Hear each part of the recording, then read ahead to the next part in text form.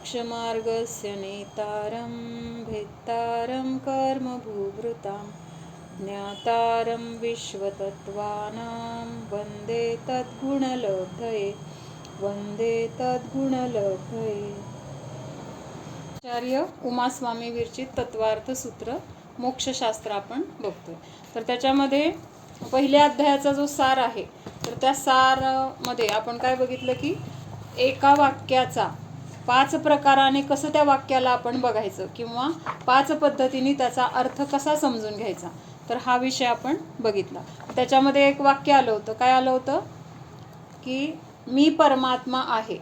ह्या वाक्याला 5 पद्धतीने म्हणजे 5 प्रकार कुठले सांगितले होते, कोण सांगतंय? वाक्य जाणण्याचे 5 प्रकार किंवा वाचण्याचे किंवा समजून घेण्याचे। हां सांगा। शब्दार्थ, नयार्थ, मतार्थ, भावार्थ, आगमार्थ। बरोबर आहे।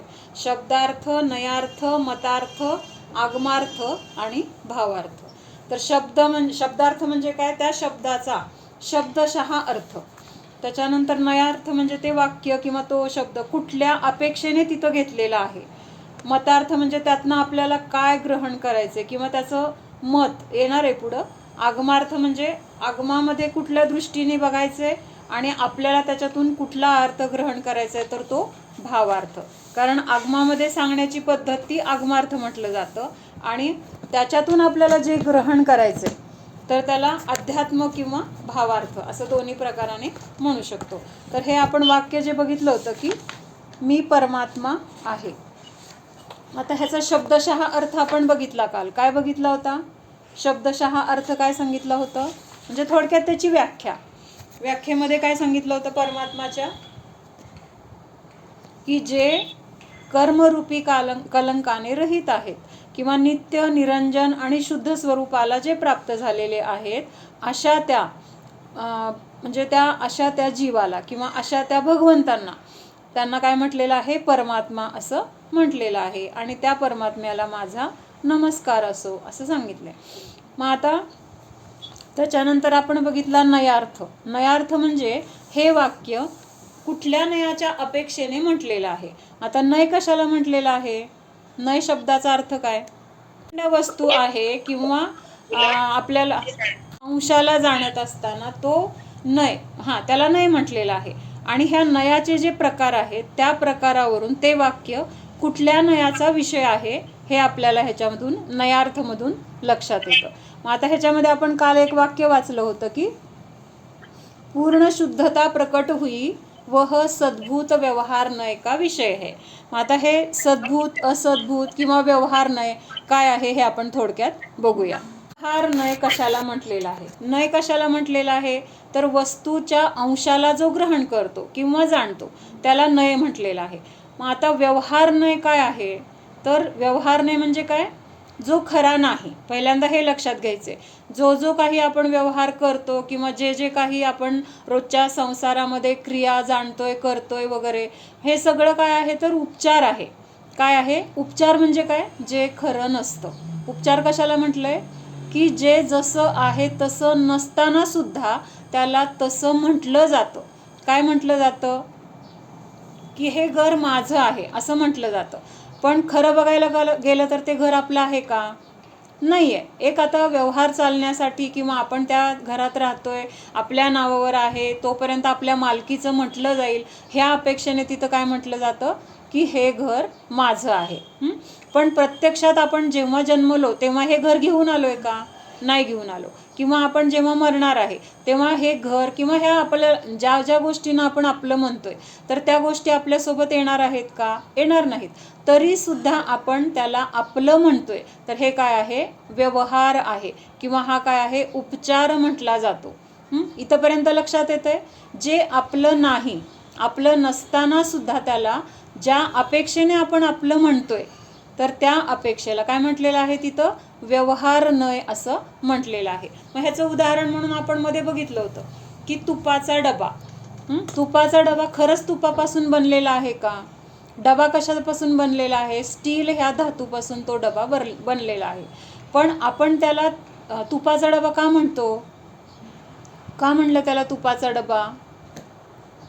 राजू म्हणजे तूप त्यात ठेवलेलं असतं ना मग. हा तूप ठेवतो त्यात. हा तूप त्याच्यामध्ये ठेवलेलं आहे, म्हणून त्या तुपावरून त्या डब्यावर आरोप केला की हा तुपाचा डबा आहे. लक्षात येतंय ना? तुपाचा डबा का म्हटलंय तर त्याच्यामध्ये तूप ठेवलंय म्हणून त्या डब्याला म्हटलं की तुपाचा डबा. पण प्रत्यक्षात तो डबा आहे कशाचा?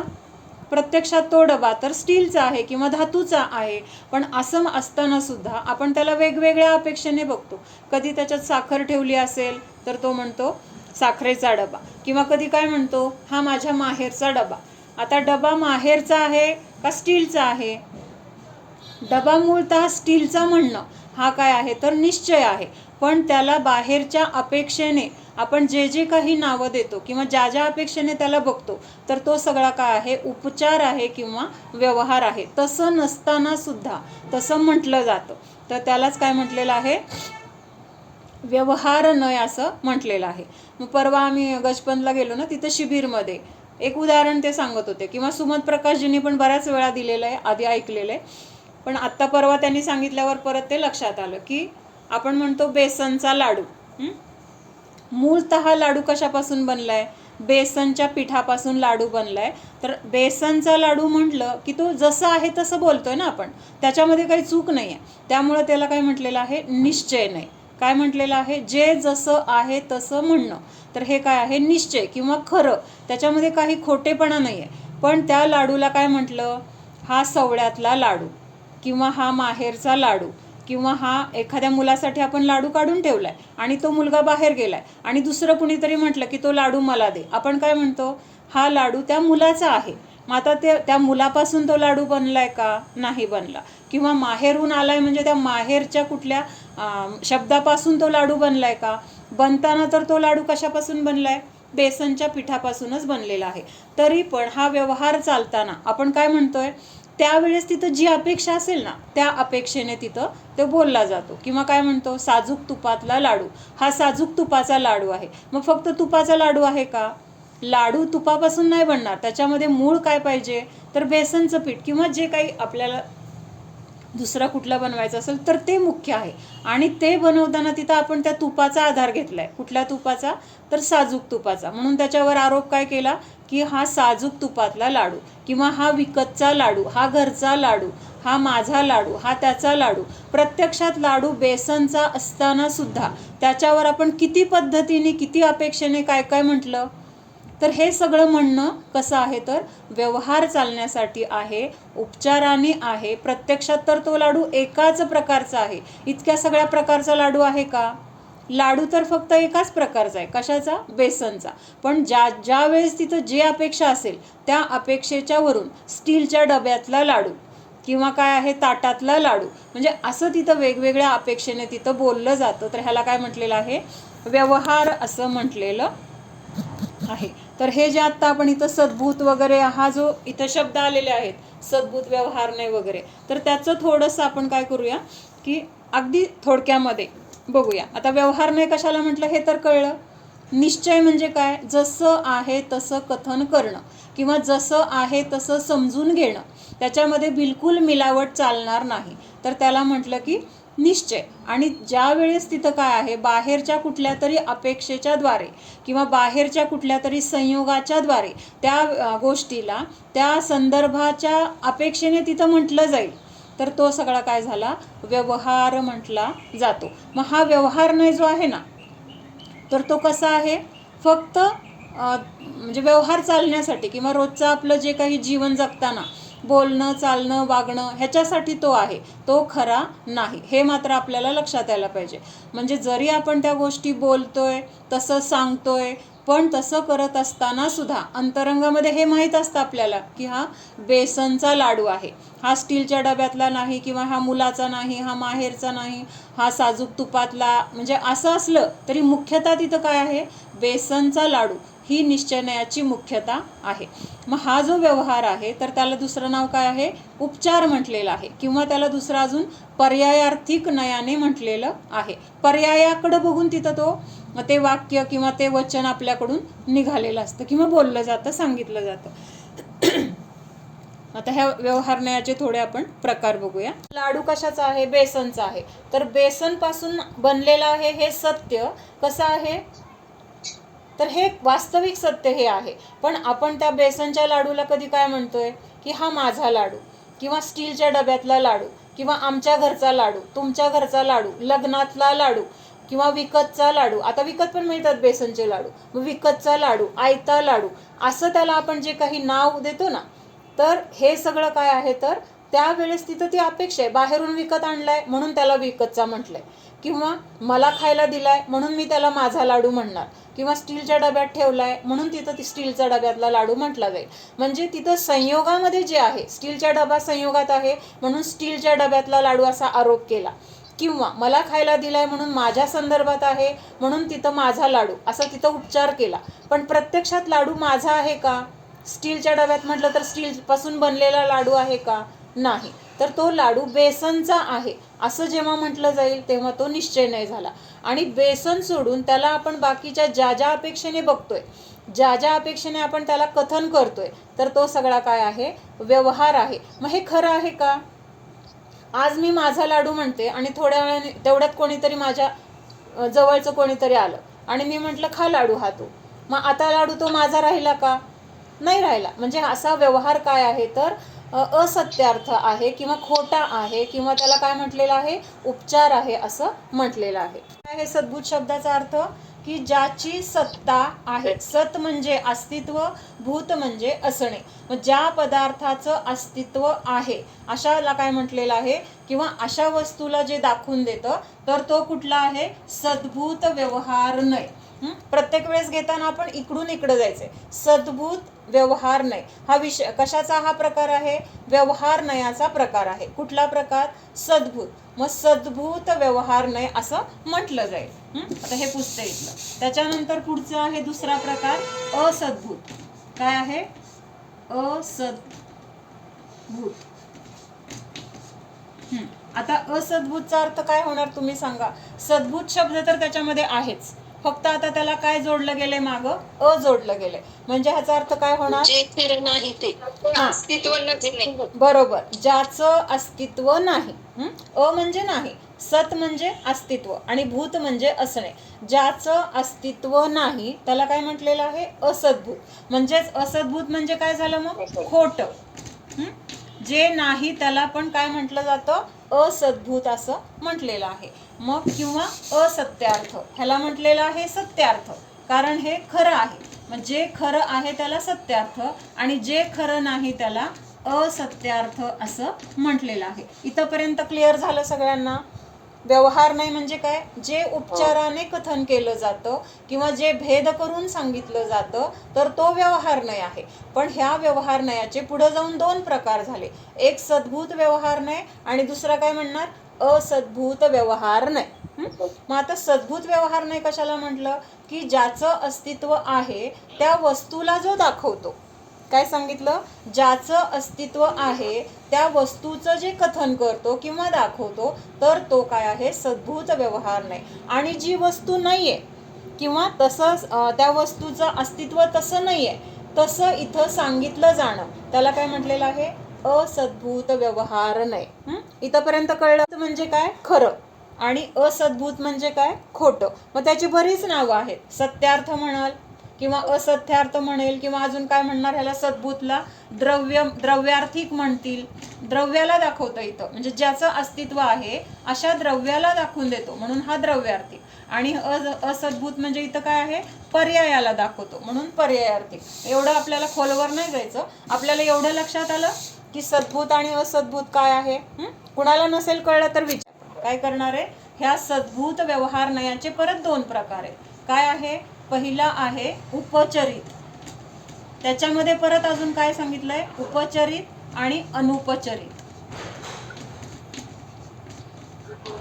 आणि असेच दोन प्रकार इथं ह्या सद्भूत असद्भूतचे पण होणार आहेत.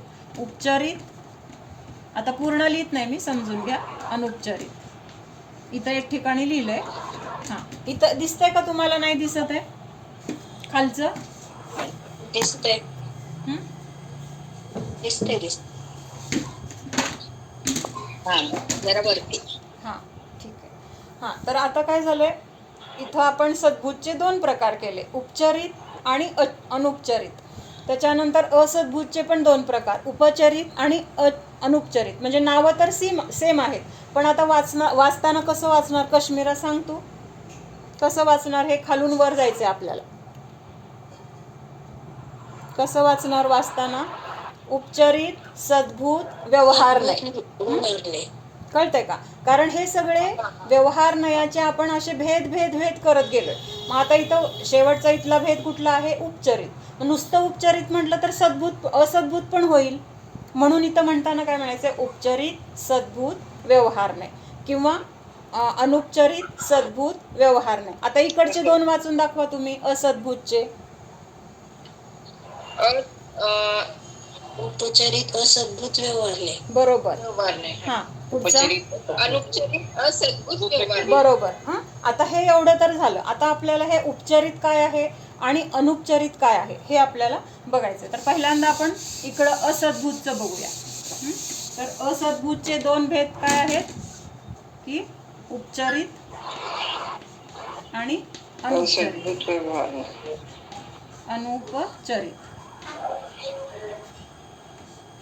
हां, तर आता उपचरित म्हणजे काय? तर परत इथं उपचार केलाय. कशामध्ये उपचार केलाय? उपचार म्हणजे पहिल्यांदा हे लक्षात घ्यायचं की खोटं. व्यवहार चालतो, पण तरी सुद्धा प्रत्यक्षात ते तसं नसतं. मग आता इथं तर हा व्यवहार नाहीच मुळात उपचार आहे. त्याच्यात हा आणखीन त्या उपचारामध्ये पण आणखीन उपचार केलाय. म्हणजे त्याच्यामध्ये पण अजून काय केलेलं आहे? सूक्ष्म सूक्ष्म तिथं केलेलं आहे. मग उपचार कशामध्ये केलेला आहे?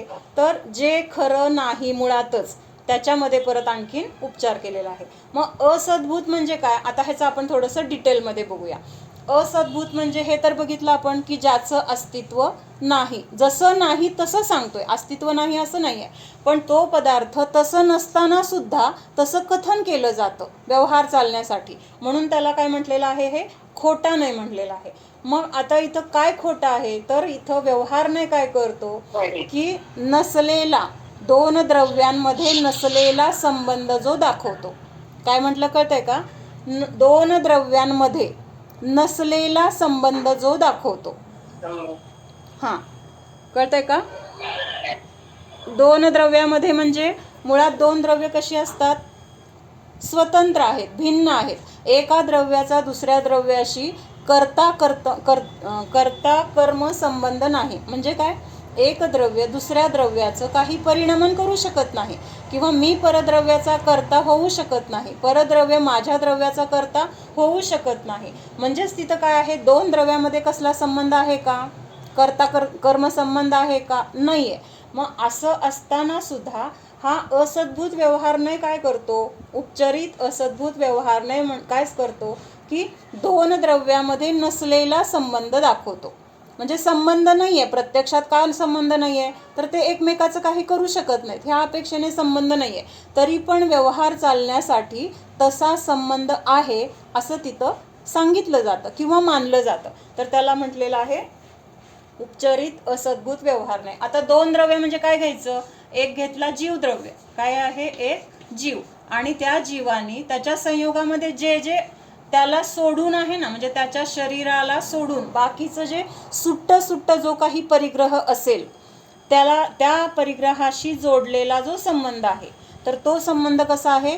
खोट्यातला खोटा संबंध म्हटलंय त्याला. अजून लक्षात येईल तुम्हाला जसं जसं. जीव आणि त्याचा परिग्रह. कुठला परिग्रह म्हटलेला आहे?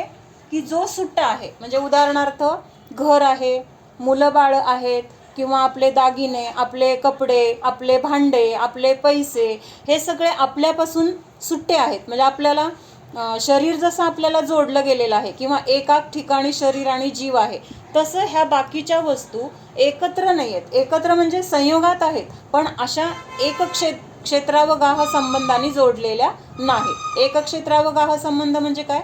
ठराविक काळासाठी ते 2 द्रव्य एका क्षेत्रामध्ये राहतात.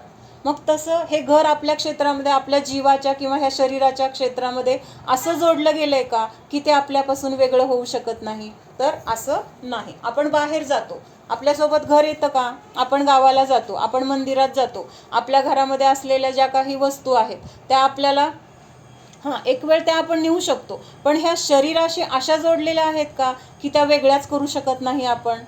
जसं आत्ता मला वाटते की माझा कान खूप दुखतोय, थोडा वेळ काढून ठेवूया, तो काढून ठेवू शकत नाही, त्याला म्हणायचं एक क्षेत्रावगाह संबंध. पण हे बाकीचे कपडे लत्ते मुलं बाळू जेवढा काही आपला परिग्रह आहे, तर तो परिग्रह ह्या शरीरापासून वेगळा आहे. मग त्याला काय म्हटलेलं आहे? दोन अशा द्रव्यांमध्ये जोडलेला जो संबंध आहे. मग आता जीवाचा कुठला परिग्रह ह्यातला खरा आहे सांगा? घर खरं आहे, मुलं बाळं खरी आहेत. खरी म्हणजे आता ह्या भावापुरती आपली मुलं बाळं म्हटले जातील, ह्या भावापुरते आपले आई वडील म्हटले जातील, बहीण भाऊ नातेवाईक नवरा बायको जी जी काही नाती आहेत, जोपर्यंत हे शरीर आहे तोपर्यंतच ते नातं आहे. पुढच्या भावात त्यांचा संयोग येईल, पण आत्ता ज्या नात्याने आपण बघतोय तीच नाती पुढच्या भावात असतील का? नक्कीच नसतील. तिथं वेगळं नातं असेल, वेगळं क्षेत्र असतील, वेगळे जीव असतील. मग आत्ता ह्या भावात जरी हा जीव ह्या सगळ्या संयोगात आहे, तरी सुद्धा ह्या जीवाचा ह्या बाकीच्या द्रव्यांशी काहीही संबंध नाही. मग असा संबंध नसताना सुद्धा आपण काय म्हणतोय? माझं घर, माझे कपडे, माझी मुलं, माझी भांडे, माझे दागिने, माझा पैसा, माझं माझं माझं जे जे काही म्हणतो ना आपण, तर आपल्या शरीरापासून जे जे वेगळं आहे तर ते पूर्ण कसं आहे? तर म्हणजे त्याच्यापेक्षा शरीर अजून एकत्र आहे म्हणून जरासं जवळचं म्हटलं जाईल. पण हा बाकीचा संबंध कसा आहे? आज सकाळी 10,000 माझ्याजवळ होते आणि काहीतरी काम आलं आणि ते 10,000 मी देऊन टाकले. आता त्या 10,000चा माझा संबंध राहिला का? नाही आहे. म्हणजेच काय आहे? तर तो संबंध तर नाहीच हे आपल्याला माहीत आहे, पण तरीसुद्धा आपण त्याच्यामध्ये ते माझे असा संकल्प करतो, असं मानतो किंवा त्यामुळे तो तसा व्यवहार करतो. पण हे काय आहे? तर नसलेला संबंध दाखवतो. कशामध्ये? स्वतःचं द्रव्य म्हणजे जीवद्रव्य आणि त्या जीवाच्या संयोगामध्ये जो सुट्टा परिग्रह आहे त्या दोन द्रव्यांना. आता इथं दोन कुठल्या अपेक्षेने म्हटलेलं आहे? तर आपण एक आहोत आणि बाकीचं सगळं जे जे काही आहे ते दुसरं द्रव्य.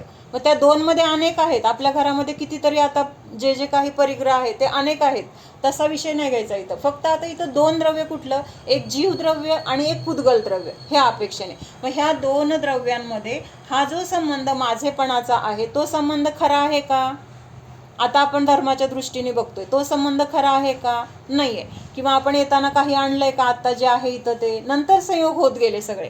मग तरी सुद्धा त्या परिग्रहाला आपण आपलं म्हणतोय, त्याच्यामध्ये आपला ममत्व जोडतोय, त्याच्यामध्ये आपण कर्ताबुद्धी करतोय. मग असं हे नसलेलं सुद्धा तिथं काय करतोय? माझं माझं म्हणतोय. तर त्याला काय म्हटलेलं आहे? उपचार असं म्हटलेलं आहे. कळलं? उपचरित असद्भूत व्यवहार नाही. कशाला म्हटलं उपचरित असद्भूत व्यवहार नाही? तर मुळात तर हा असद्भूत म्हणजेच काय आहे? दोन द्रव्यामध्ये नसलेला संबंध दाखवतो.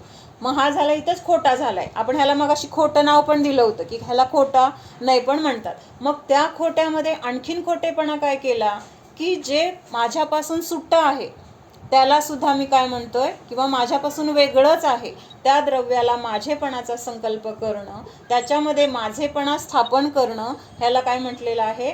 उपचरित असद्भूत व्यवहार नाही. मग आता ह्या उपचरित असद्भूत व्यवहार नाहीची उदाहरणं काय काय येणार? माझे घर, त्याच्यानंतर माझे मुलं, त्याच्यानंतर जे काही आत्ता सांगितलं ते पैसा अडका किंवा अजून गाडी असेल, शेत असेल, अजून दुसरं घर असेल, जे जे काही असं आपल्या शरीराला सोडून आपल्या संयोगामध्ये आपलं म्हणलं जातं, तर ते काय आहे? उपचरित असद्भूत व्यवहार नाही. लक्षात आलं आहे? अनुपचरित असद्भूत व्यवहार नाही. अनुपचरित म्हणजे काय? अनुपचरितचा अर्थ काय होतो?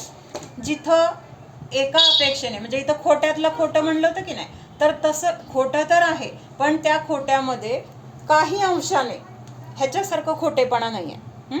जसा उपचरितमध्ये खोटेपणा होता तेवढा खोटेपणा ह्याच्यामध्ये नाही आहे. थोडासा तिथं काय आहे? तर त्याच्यापेक्षा जवळचा म्हणजे थोडंसं खोटेपणा कमी आहे असं म्हटलं तरी चालेल. उपचरितचा काय फोड होते? अनउपचार, म्हणजे काही अंशाने इथं उपचार नाही. शरीर माझे आहे. हां, बरोबर. तर काय म्हटलं इथं? काही अंशाने इथं उपचार नाही. का उपचार नाही? तर ती गोष्ट आपल्या जीवापासून आपण वेगळी करू शकत नाही. कशासाठी इथं उपचार नाही आहे म्हणून सांगितलं, तर हे अनुपचारित जे आहे ना, तर ह्याच्यामध्ये काय येणार आहे, माझे शरीर. आता इथं माझे माझे म्हणलं तरी माझं मानायचं नाही बरं का, हा व्यवहार आहे म्हणून तिथं माझं लिहिलं जाईल किंवा बोललं जाईल, पण अंतरंगामध्ये काय आहे, शरीर माझं नाही हे तर आपल्याला सत्य माहीत आहे. तरी सुद्धा ह्या शरीराला माझ्या संयोगात आहे म्हणून त्याला तिथं काय म्हटलेलं आहे, माझं शरीर. मग आता हे शरीर आपलं नाही. त्याच्यानंतर दुसरी गोष्ट काय आहे, हे शरीर मला आत्ता नको वाटतंय. काय झालंय, खूप रोग झालाय समजा, खूप रोग इतका तीव्रतेचा वेदना आहेत किंवा असह्य होतंय, मग त्यावेळेस मला वाटतं हे शरीर मला नको आहे. तर हे शरीर आपण बाजूला काढून ठेवू शकतो का? जसे दागिने नको वाटतात, आपण आता लग्नाला गेलो, अगदी काय भरपूर लकडलंय, सगळीकडे घातलंय, जिथं जिथं शक्य आहे ते सगळं भरून टाकलं त्या दागिन्याने, पण तिथं असतानाच आपल्याला काय होतं, कधी एकदा घरी जाऊ आणि हे काढून टाकू असं वाटतं की नाही, म्हणजे नको वाटतं ते जडपणा, किंवा असं वाटतं की साधं हलकं बरं वाटतंय. मग तिथं ते दागिने घरी आल्यानंतर आपण पटकन काढून ठेवू शकतो. तसं हे शरीर नको वाटलं तर आपण काढून ठेवू शकतो का? त्याला वेगळं करू शकतो का? नाही करू शकत. काही काळासाठी हे शरीर ह्या जीवाशी एक क्षेत्रावगाह संबंधाने बांधलं गेले. कधीपर्यंत बांधलं गेलंय? जोपर्यंत आपलं आयुकर्म आहे. आयुकर्म आहे तोपर्यंत हे एकत्र राहणार, ह्याला आपण वेगळं करू शकत नाही. हे वेगळं होणार आहे, असं नाही आहे की हे कायम आपल्यासोबत राहणार आहे किंवा हे सोबत आहे म्हणून हे कायमचं माझं म्हणून त्याला मी म्हणणार आहे, असं नाही आहे. ठराविक जेव्हा माझं आयुकर्म संपेल, मनुष्यभाव संपेल, त्यावेळेस हे शरीर नियमाने काय होणार आहे, वेगळं होणार आहे. तरी सुद्धा आत्ता आपण ह्याला काय म्हणतोय, माझं शरीर. मग कुठल्या अपेक्षेने म्हणतोय, तर काही काळासाठी हे एका ठिकाणी दिसतंय ना, त्याला आपण वेगळं करू शकत नाही, म्हणून तिथं काय म्हटलंय, अनुपचरित असद्भूत व्यवहार नाही. आता इथं एक तर उदाहरण सांगितलं, माझं शरीर. तर दुसरं उदाहरण कोण सांगतंय, अजून काय येणार ह्याच्यात अनुपचरितमध्ये, जे आपण वेगळं करू शकत नाही. हां, बरोबर आहे. हे 8 कर्म जे आहेत ना, ज्ञानावरणादी, त्याला काय म्हणतोय, माझे कर्म, माझं ज्ञानावरणीय कर्म, माझं अंतराय कर्म, असं आपण म्हणतो की नाही. तिथं दिसतंय का तुम्हाला सगळ्यांना हे, का नाही दिसत आहे? दिसतंय. ठीक आहे, जरा बाजूला घ्या, बाजूला. आता आता दिसतं. हां, ठीक दिसते. हां. तर काय सांगितलं, जे आपण आता इथं पण 2 द्रव्याचा संबंध सांगितलाय. 2 द्रव्याचा म्हणजे कुठला, जीव आणि शरीर.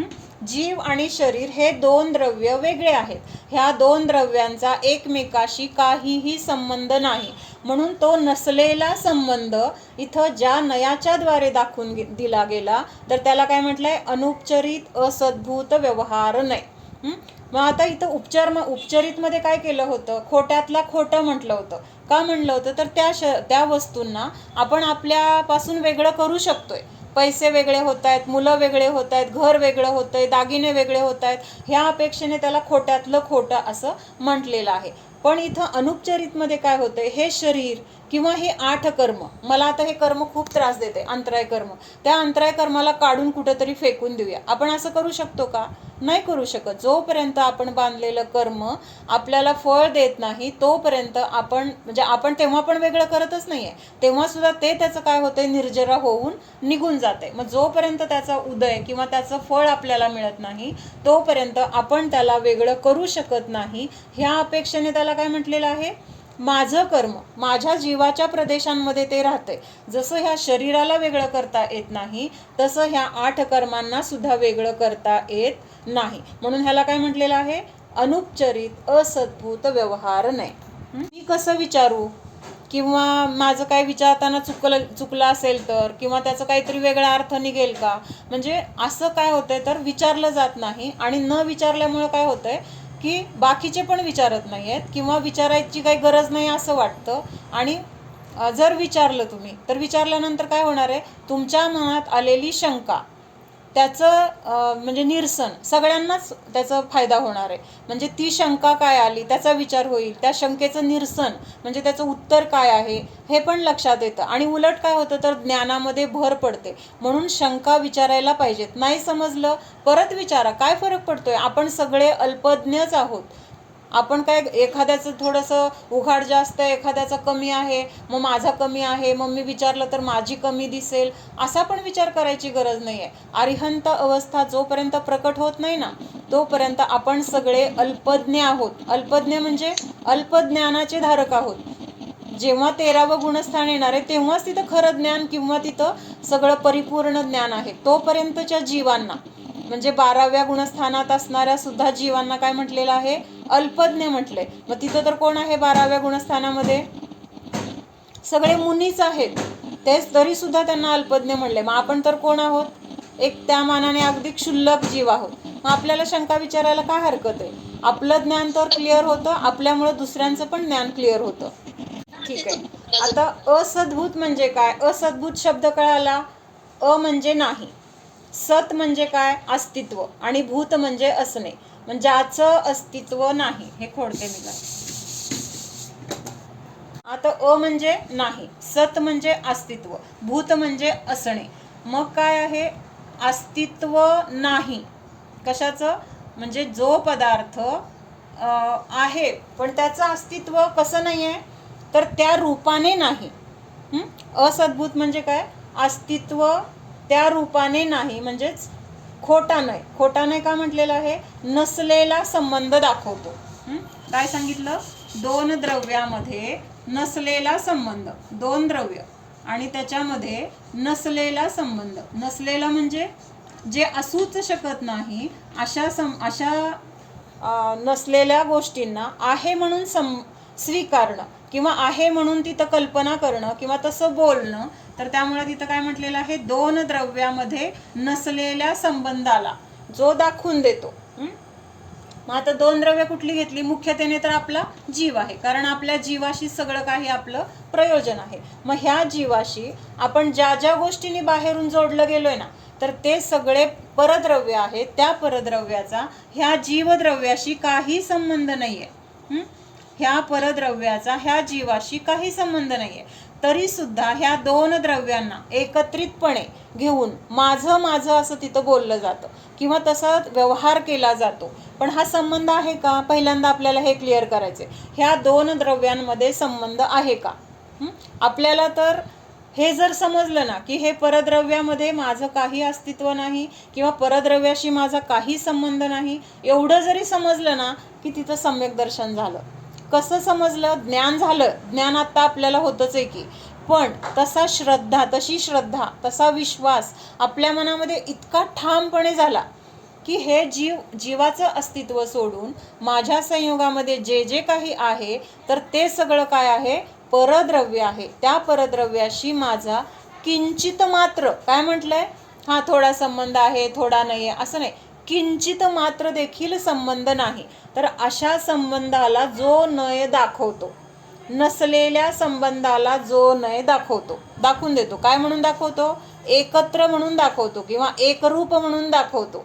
म्हणजे संबंध जोडला म्हणजेच काय झालं? तिथं त्या दोघांमध्ये एकत्व मानलं. आमचा संबंध झाला. आता आपण म्हणतो ना लग्न ठरलं. लग्न ठरल्यावर काय झालं? त्या घराशी आमचा संबंध जोडला गेला. मग अगोदर होता का तो संबंध?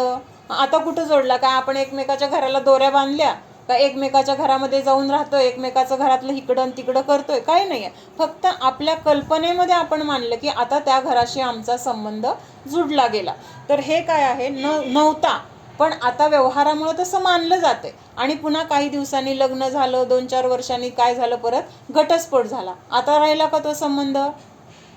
म्हणजे आधी पण नव्हता आणि आता नंतर पण नाही. किंवा आपलं मरण झालं, मरण झाल्यानंतर तो संबंध राहणार आहे का? नाही राहणार आहे. मग हा संबंध खरा आहे का? नाही आहे. मग कशासाठी खरं म्हटलंय? व्यवहार चालण्यासाठी. व्यवहार जर हे संबंध जर मानले नाही तर व्यवहार चालणार नाही. मग तो व्यवहार चालण्यासाठी काय म्हटलेलं आहे की हा व्यवहार नय आहे. मग काय सांगितलं? दोन द्रव्यामध्ये नसलेल्या संबंधाला जो दाखवून देतो. नसलेला संबंध इथंपर्यंत कळलं मावशी? मग हा नसलेला संबंध दाखवताना त्याच्यामध्ये परत दोन प्रकार केले. कुठले दोन प्रकार केले? एक उपचारित आणि दुसरा अनुपचारित. उपचारित आणि अनुपचारित. अनुपचारित. उपचार हा शब्द आहे आणि त्याला मागं फक्त अन प्रत्यय लागलाय. अन प्रत्यय सुद्धा मगाशीचा अ लावला होता ना, म्हणजे अ जसा नकारार्थी आहे तसा हा अन शब्द पण काय आहे, त्याचं अस्तित्व नाही तिथं असं दाखवते. मग आता इथं अन शब्द लावला म्हणजे काय झालं, काही अंशाने इथं उपचार नाही. लक्षात येते का? इथं उपचारित म्हणजे काय, हा उपचाराने म्हटलं गेलंय. आणि अनुपचारित म्हणजे काय, इथं उपचार नाही काही अंशाने बरं का, तसं तर तो खोटा संबंध दाखवणार आहे. पण अनुपचारित का म्हटलंय, तर शरीर आणि जीवाला, कर्म आणि जीवाला आपण वेगळं करू शकत नाही, ह्या अपेक्षेने तिथं काय म्हटलेलं आहे, उपचार नाही. इथंपर्यंत समजायचंय बरं का. शेवटी वर गेलं की हा पण खोटा आहे. का खोटा आहे, ते कर्म तरी आपल्याजवळ कायमचं आहे का, अनादी काळापासून आहे का, म्हणजे कर्म आहे आपल्या संयोगामध्ये, पण तेव्हा जे होतं ते आत्ता आहे का, ज्ञानावर्णीय कर्म. प्रतिसमयाला जे काही कर्म निर्जरा होऊन जाते, पण त्याच वेळेस तिथं नवीन कर्म बांधलं जातंय, ते नवीन आहे. पहिलं संपून जात आहे, परत नवीन येत आहे. मग ह्या अपेक्षेने कर्म रूपाने तर आपल्यासोबत आहे, पण तेच कर्म नाही जे पूर्वी होतं. म्हणून त्या अपेक्षेने काय म्हटलेलं आहे, ते कर्मसुद्धा माझं नाही, काही काळापुरतं माझ्या संयोगामध्ये आलेलं आहे. त्याचं जेव्हा वेळ संपणार आहे, ते उदयाला येऊन त्याचं फळ देऊन ते पण निघून जाणार आहे. आणि जेव्हा निघून गेलं त्यावेळेस आपण त्याला म्हणणार का, हे माझं कर्म होतं, माझं कर्म गेलं, किंवा माझं कर्म आहे मला पाहिजे, किंवा माझ्याजवळच राहायला पाहिजे, असं म्हणलं तरी ते राहू शकणार नाही. म्हणजेच काय आहे, तर त्याच्यामध्ये सुद्धा माझा कर्ता कर्म संबंध नाही. म्हणजे अनउपचार कशाला म्हटलेला आहे, काही अपेक्षेने शरीर आणि जीव, कशामध्ये, शरीर आणि जीवामध्ये तिथं वेगळेपणा आपल्याला करता येत नाही, किंवा कर्म आणि जीव ह्याच्यामध्ये वेगळेपणा तिथं करता येत नाही. ह्या अपेक्षेने तिथं अनुपचरित असं म्हटलेलं आहे. जरी आत्ता हातात दिसतोय तरी पण दुसऱ्याच्या हातात गेला की तो माझा राहिला नाही आहे, किंवा दुसरंच कुणीतरी खाऊन टाकलं, त्याचं अस्तित्वच काय झालं, संपलं. मग तो लाडू राहिला का माझा म्हणून, नाही राहिला. म्हणजे असं तिथं उपचाराने माझ्या हातात आहे म्हणून तिथं त्याला माझं म्हटलंय. किंवा पैसे आहेत, एखाद्याने नोट मला दिली, आता माझ्या हातात आहे म्हणून त्याला मी माझी म्हणणार. भाजी आणायला गेल्यावर तिथं भाजीवाल्याला दिली, आता भाजीवाला काय म्हणणार, आता ती माझी नोट आहे. भाजीवाल्याने काय केलं, काहीतरी चहा वगैरे मागवला, त्याला ती नोट दिली, आता तो चहावाला काय म्हणणार, आता माझी नोट आहे. मग नक्की नोट कुणाची आहे, कुणाचीच नाही आहे. पण ज्या वेळेस ती ज्याच्या हातात दिसते ना, त्यावेळेस तो काय म्हणणार, ही माझी नोट आहे. लक्षात येतंय, माझं नाही तरी पण माझ्या संयोगामध्ये आहे म्हणून माझं. आता हे मूल माझं आहे असं म्हटलं जाईल, पण ते मूल काय मागच्या जन्मी कुणाचं तरी दुसऱ्याचं होतं. हां, काय आत्ता म्हणजे जे कोणी माझ्या संयोगामध्ये माझी मुलं आहेत त्यांना काय म्हणणार, ही माझी मुलं, पण ती मागच्या जन्मी दुसऱ्या कुणाच्या तरी पोटी होती, किंवा आता पुढच्या जन्मी कदाचित ते दुसऱ्या कुणाच्या तरी पोटी असतील. मग आत्ता माझी का म्हणणार आहे, तर आत्ता माझ्या संयोगामध्ये ती आलेत, ह्या अपेक्षेने त्यांना माझं म्हटलं जाईल, पण ती खरं माझी मुलं नाहीत. माझी असती तर आपण येताना पण घेऊन आलो असतो आणि जाताना पण घेऊन गेलो असतो. पण ह्या दोन्ही गोष्टी कशा आहेत, असं कधीच घडत नाही. म्हणजेच काय आहे, ते माझं नाही. जसं पैशाचं उदाहरण आपल्याला लगेच पटतं ना, पटतं की नाही, माझ्या हातात आहेत तेव्हा मी माझं म्हणणार, ज्याला दिलं त्यावेळेस तो त्याचं म्हणणार, आणखीन त्याने तिसऱ्याला दिलं, तिसरा म्हणणार हे माझं. तसंच हे आत्ता संयोगात असलेले सगळे नातेवाईक सुद्धा काय आहेत, सगळे परद्रव्य आहे, त्यांच्याशी पण माझा काहीही संबंध नाही. हे जर आपल्याला समजलं तर तिथं काय होणार आहे, मग त्या द्रव्यामध्ये जे काही चांगलं वाईट होईल, त्यांचा वियोग होईल, त्यांचा संयोग होईल, त्यांच्याकडून आपल्याला काहीतरी प्रतिकूलता आहे असं वाटेल, किंवा अनुकूलता आहे असं वाटेल. ह्या सगळ्या गोष्टींमध्ये तिथं पाठीमागं आपल्या मनामध्ये एक धारा सतत राहील की हे परद्रव्य आहे, ह्याचा माझा काहीही संबंध नाही. व्यवहाराने, असद्भूत व्यवहार नयाने हे माझं म्हटलं तरी हे माझं नाही, हे समजल्यानंतर आपल्याला तिथं दुःख होणार नाही, आपल्याला त्रास वाटणार नाही. आपल्याला त्यांच्याबद्दल जी काही आसक्ती, प्रेम वगैरे असतं ना, असं आपण त्यांच्याशी एकत्व केलेलं असतं की माझंच ते जणू काही जीव किंवा प्राण. म्हणजे त्यांना काय झालं की आपल्याला दुखतं. कशामुळे दुखतं, त्याच्यामध्ये आपलं एकत्व असतं, त्याच्यामध्ये आपलं ममत्व असतं. त्यांना काय झालं, ते कुठं जरा इकडे आपल्या डोळ्याच्या तिकडं झाले, जरा दिसलं नाही, लवकर आले नाहीत, बाहेर गेलेत आणि यायला उशीर झाला, किती आपल्या डोक्यामध्ये काहूर माजतं.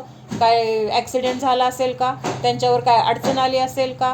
मग हे सगळं होण्याच्या पाठीमागं मूळ काय आहे, ह्या दोन द्रव्यामध्ये जो नसलेला संबंध आहे ना, तो आपण स्वीकारत नाही आहे. आपण काय म्हणतोय की हे माझंच आहे, म्हणजे मी ह्याच्याशी एकरूप आहे, हे वेगळं द्रव्य नाही, हे आणि मी एकच आहे, असं तिथं काय आहे, आपलं एकरूप संबंध आपण मानलेला आहे. मग हे आपलं जे काही एकत्व ममत्व बुद्धी आहे, ती बुद्धी नष्ट होण्यासाठी हे सगळे नय आपल्याला उपयोगी आहेत. त्या दिवशी कुणीतरी विचारलं होतं ना, ह्या नयाचा उपयोग काय, तर असं भेदज्ञान करण्यासाठी आपल्याला ह्या नयाचा उपयोग आहे.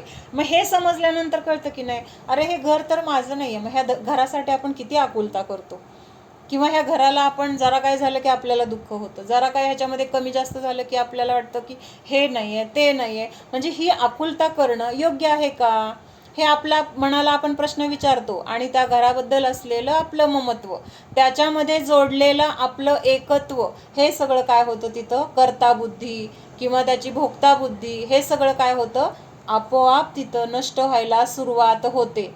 पटतंय का सगळ्यांना? अनुपचरितची व्याख्या सांग. अनुपचरितची व्याख्या, दोन द्रव्यामध्ये नसलेला संबंध दाखवताना एका क्षेत्रामध्ये काही काळासाठी दोन द्रव्य अशी बांधली जातात, किंवा काही काळापुरती एका क्षेत्रामध्ये अशी राहतात की त्यांना वेगळं करता येत नाही किंवा करू शकत नाही. तर त्या संबंधाला काय म्हटलंय, एक क्षेत्रावगाह. म्हणजे आता जीव आणि शरीर ह्या एका क्षेत्रामध्ये बांधलेलं आहे की नाही जन्मल्यापासून. मग ते आपण शरीराला वेगळं करू शकतोय का जीवापासून, नाही करू शकत. म्हणून त्याला काय म्हटलेलं आहे, एक क्षेत्रावगाह संबंध. कुणाकुणाचा, जीव आणि शरीराचा. जीव आणि शरीराचा, म्हणजे पुद्गल तर आहे, पण फक्त इथं मुख्यतेने शरीर घेतले, किंवा त्याच्यानंतर कर्म घेतले. कर्म पण आपण वेगळं करू शकत नाही.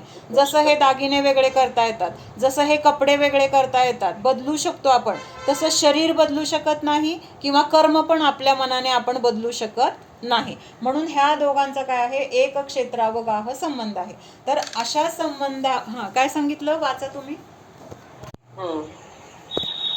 त्याला म्हटलेलं आहे अनुपचरित असद्भूत. कारण खोटा आहे, खोटाच व्यवहार आहे.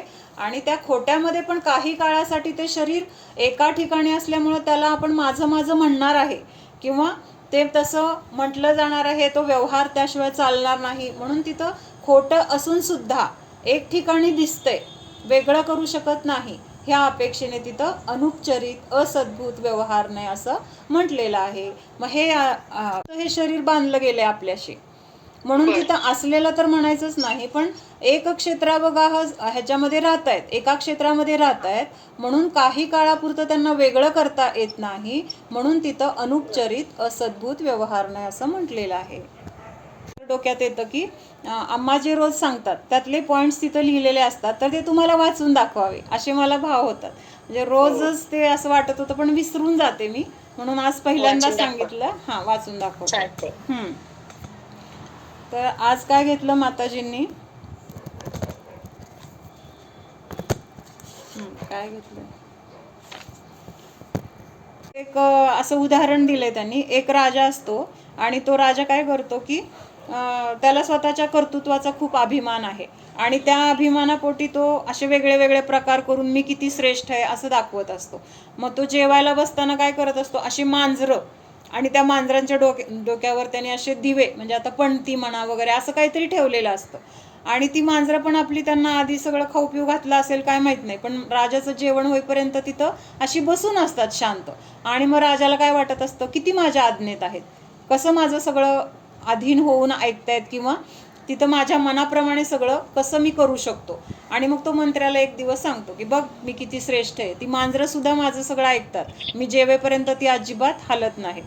मग हे मंत्र्याला लक्षात येतं की ह्याचं हे काय अतिशयोक्तीपणा किंवा अहमपणा आहे. मग राजा म्हणतो बघायला ये, तर तो म्हणतो आज नाही, उद्या येतो असं म्हणतो.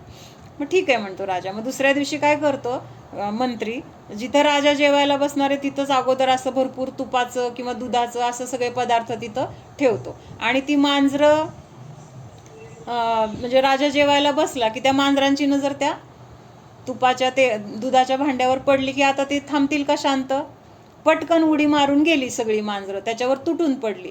आता काय झालं, ते कुठं दिवे राहिले का काय राहिलं, किंवा ते राजाचं अहमपणा काहीच नाही आहे. म्हणजे होत असते सगळं आपल्या आपल्या योग्यतेने, पण तिथं काय मानत असतो आपण, मी केलं, माझ्या अधीन आहे.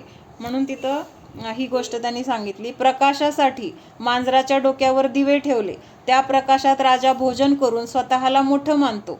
पहा, माझ्या अधीन आहेत मांजरी, असं मंत्र्याला सांगतो. मंत्री त्याला उद्या पाहायला येतो असं म्हणतो आणि दुसऱ्या दिवशी तुपाचे दुधाचे भांडे तेथे ठेवतो. ते पाहून सगळ्या मांजरांनी त्या भांड्यांवर झडप घातली आणि राजा जेवत असताना सगळा काही गोंधळ उडाला. मग आता ह्याच्यावरून आपल्या जीवनात घटवलंय माताजीने. कसं घटवलंय की तसं आम्ही बाहेरच्या गोष्टी कसं माझ्या अधीन आहेत, कसं माझं वर्चस्व आहे, कसं माझं सगळ्यांना मी कसं हँडल करतो, बरोबर मला ती टॅक्ट आहे, माझ्याकडून ते केलं जातं, तसं कुणाला जमत नाही, असं तिथं काय करतो, अहमपणा करतो. पण बाहेरच्या गोष्टींवर माझा काय अधिकार आहे का? आता तो राजा आहे, पण त्या राजाचा त्या मांजरांवर काय अधिकार, किंवा त्या राजाचं ऐकायला पाहिजे असं त्या मांजरांचं काय आहे का? त्यांचं भक्ष त्यांना दिसलं की ते पळाले. तिथं राजा जेवतोय किंवा माझ्या डोक्यावर ते दिवा ठेवलाय, त्याचा उजेड राजाला पाहिजे, ह्या गोष्टीशी त्यांना काही देणं घेणं नाही आहे. तसं आपल्या संयोगामध्ये जे जे काही घडतंय ना, तर ते सगळं त्याच्या त्याच्या योग्यतेने, त्यांच्या स्वतंत्रतेने घडतंय. पण आपण उगीच काय म्हणतोय, आपल्या मनासारख्या त्या गोष्टी झाल्या की माझ्यामुळं झाल्या, मी त्याचा कर्ता आहे असं म्हणून तिथं आपण सगळं चुकीच्या कल्पना करतो. पण हा अहंकारच काय करतोय, आपल्याला आपले सगळे परिणाम बिघडवून आपल्याला दुर्गतीला नेऊन टाकतो. कारण असे बाहेरच्या किंवा परद्रव्याबद्दलचा अहंकार, कर्ताबुद्धी, हे सगळं काय आहे, माझ्या अंतरंगामध्ये जे माझं स्वरूप आहे, तर त्या स्वरूपालाच काय करतात, ते बिघडून टाकतात. तिथं जी व्यवस्था आहे अकर्ता किंवा परद्रव्याशी एकत्व ममत्व रहित आपलं अस्तित्व, हे तिथं काय राहतच नाही. आणि तिथं सगळं काय होतं, तर मी मी मी करून तिथं नवीन कर्माला आपण बोलून घेतो. त्याच्यानंतर अजून एक गोष्ट सांगितली की एक गरीब मुलगा असतो, आणि मुलगा गरीब म्हणजे नंतर होतो, अगोदर असतो तो कसा आळशी असतो आणि काही काम करायला नको वगैरे, वडील कमवत आहेत, त्यांच्या ह्याच्यावर चाललेला आहे वगैरे वगैरे. आणि नंतर वडील काय होतात, मरतात. आता वडील मेल्यानंतर आता जे काही वडिलांनी कमवलेलं असतं थोडंफार, तर त्याच्यावर त्याचं घर चालत राहतं. आणि घर चालत असताना मग परत तो स्वतः तर काही कमवत नाही आहे. मग तिथं आता कमी पडायला लागलं सगळं, पैसा नाही आहे घरामध्ये, सगळं हे पाहिजे ते पाहिजे, कसं आणायचं, कसं जगायचं, असं सगळं काय व्हायला लागलं, तिथं अडचणी सगळ्या. मग आई काय म्हणते की म्हणजे तुझ्या वडिलांनी कपाटामध्ये काहीतरी असं भरून ठेवलेलं आहे, त्याच्यामध्ये बहुतेक हिरे माणिक मोती सगळं भरून ठेवलेलं आहे, आणि ते नेऊन तू काय कर, आता विक, आता त्याच्याशिवाय आपल्याला पर्याय नाही आहे. मग तो एक बरणी घेऊन जातो, आणि एक त्याच्या ओळखीचे काका असतात, जे कोण असतात की सराफी वगैरे, आणि त्यांना तो दाखवतो. आणि दाखवल्यानंतर ते काय म्हणतात, त्यांच्या लक्षात येतं की हे सगळं खोटं आहे. काय म्हणतात, लक्षात येतं की काय, हे सगळं जे काही ह्याच्यामध्ये हिरा म्हणून ह्यांनी ठेवलेलं आहे किंवा माणिक मोती, हे सगळी रत्न तर नाहीत. आणि आत्ता जर मी ह्याला सांगितलं की ही रत्न नाहीत, तर त्याला ते पटणार नाही, किंवा त्याला असं वाटेल की ह्यांनीच मला फसवलं. त्यापेक्षा ते काय म्हणतात की आत्ता ह्या गोष्टीला किंमत नाही आहे, आत्ता बाजारात मंदी आहे, तर तू काय कर, तुझ्या घरामध्येच हे जिथं होतं तिथं ठेव, आणि तुला जर पैशाची अडचण असेल तर तू रोज माझ्याकडे इथं ये आणि इथं थोडं काम कर, त्याच्या बदल्यात मी तुला काहीतरी देईन. मग तो मुलगा काय विचार करतो, आता काय पर्याय नाही आहे, म्हणून तिथं रोज तो कामाला जातो. आता ते दुकान कशाचं आहे, सराफी. आता ते सराफीच्या दुकानात काम करत असताना हळूहळू त्याला सगळ्या हिऱ्यांची पारख कशी करायची हे हळूहळू लक्षात यायला लागतं. आणि त्या काकांच्या पण लक्षात येतं की आता ह्याला लक्षात यायला लागलंय, हा पारखी झालाय. मग ते म्हणतात की आता बाजारात मंदी नाही आहे, आता तुझ्याकडे जे आहे ना ते घेऊन ये, आणि ते विकलं की आता तुला भरपूर पैसे मिळतील. म्हणजे त्यांना सगळं माहीत आहे, पण आता त्याच्याच स्वतःच्या पारखी दृष्टीने त्याला सावरायचे, किंवा त्याच्या शहाणपणाने तोच त्याच्यामधून तरणार आहे असं म्हणून ते तसं आणायला सांगतात. मग तो घरी जातो, ती कपाटातली बरणी काढून उघडून काय आहे घेऊन जायचं म्हणून बघतो. ते बघितलं की लक्षात येतं, अरे हे तर सगळे काचेचे तुकडे आहेत, ह्याच्यामध्ये हिऱ्याचा मागमूसच नाही आहे, म्हणजे हलका सुद्धा हिरा नाही, हे चक्क काचा आहे किंवा साधे मणी आहेत, साधे मोते आहेत, ज्याला काहीही बाजारात किंमत येणार नाही. आता तो स्वतःच पारखायला शिकलाय ना, त्यामुळं मग दुसरी बरणी काढतो, तिसरी बरणी काढतो, सगळे तसेच. मग तिथंच ठेवतो आणि म्हणतो आपल्या आपल्या रोजच्या पगार कमवून आपलं आपलं जगावं, ह्या दृष्टीने तो जातो तिथं. आणि तिथं गेल्यानंतर ते काका विचारतात, कुठे बरणी, दे की, त्याचं मूल्य काय असेल ते मी तुला देतो. मग तो म्हणतो ते सगळे काचेचे तुकडे आहेत, मला तेव्हा कळत नव्हतं, मग मी तुम्हाला त्याला हिरे म्हणून विकायला आणलो, ही माझी चूक होती. मग आता हे पण अम्मांनी कसं घटवलं की आपल्या संसारामध्ये जे जे काही पैसा, धन किंवा आपली मुलं, आपलं यश किंवा आपल्याला जे जे काही मिळाले ना संयोगामध्ये, तर त्याला आपण खरं सुख मानतोय. कळलं का? म्हणजे हे माझं खरं धन आहे, आता हे सगळं मिळालंय ना, मला बाकी कशाची गरज नाही, असं म्हणून आपण काय करतोय, त्याच्यामध्येच गुंतून जातोय किंवा तेच खरं असं मानून बसलोय.